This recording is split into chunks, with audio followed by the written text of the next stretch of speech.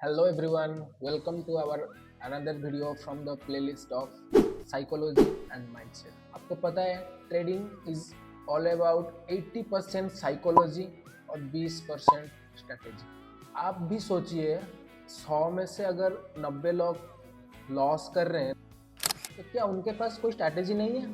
YouTube में भरा पड़ा है सबका स्ट्रैटेजी, किसी ना किसी तो स्ट्रैटेजी वो यूज कर रहे होंगे ना, फिर भी लॉस क्यों हो रहा है? क्यों वो at the end of year profitable नहीं हो पा रहे हैं?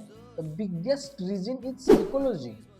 हमें अभी पता नहीं चलेगा शायद कि हम अगर सोचे थोड़ा सही तरीके से खुद को अगर एनालिसिस करेंगे ना, खुद का अगर अभी जो भी बिगनर हम लोग हैं, हमारा जो जर्नी है, हमें उसको अगर जर्नी को थोड़ा एनालिसिस करेंगे, अगर हम ये देखें तो हमारा ज़्यादातर लॉस हमारा माइंडसेट के वजह से ही हुआ है।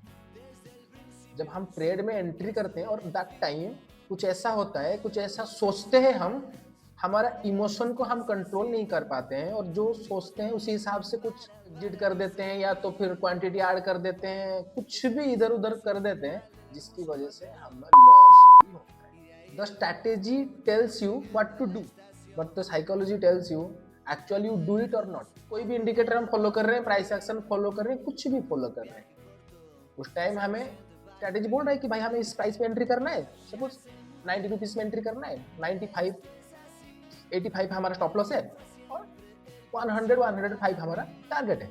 लेकिन क्या हम उस स्ट्रैटेजी के हिसाब से जा पाते हैं? जब वो 85 आया है, क्या हम स्टॉप लॉस पे निकलते हैं?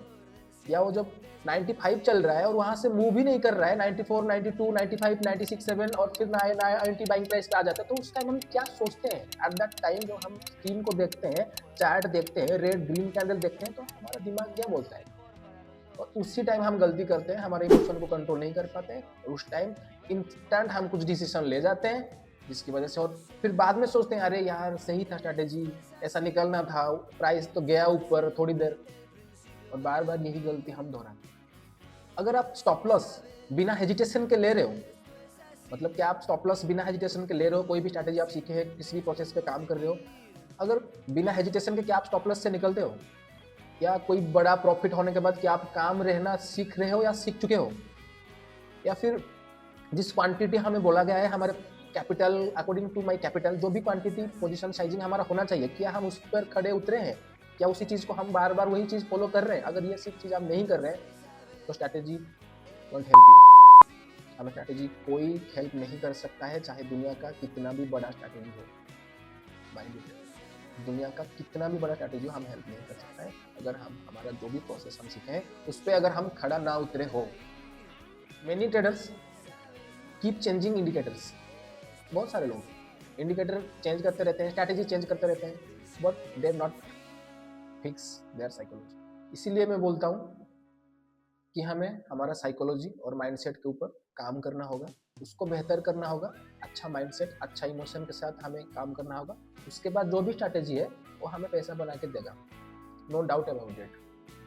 तो इसी तरह आप सीखते रहो और उस पर काम करते रहो, और जो भी प्रोसेस आपके पास है, जहाँ पे अगर आप नहीं सीखे हो, रैंडम ट्रेडिंग कर रहे हो, तो प्लीज़ आप काइंडली आप सीखो, किसी ना किसी से भी सीखो और उस प्रोसेस के साथ काम करो, मेहनत करो। जो भी आप सीख रहे हो उसको पेपर ट्रेडिंग करो, जर्नल बनाओ, एक खुद तैयारी करो, मेहनत करो 6 महीना, देखो आप कैसा कर रहे हो, उसके बाद रियल मनी लाना, फिर आप ट्रेडिंग करना जो भी सिस्टम के साथ, तो फिर अच्छा होगा ज़्यादा। Till that time be happy, keep working on your self, keep doing, be disciplined and just make it happen.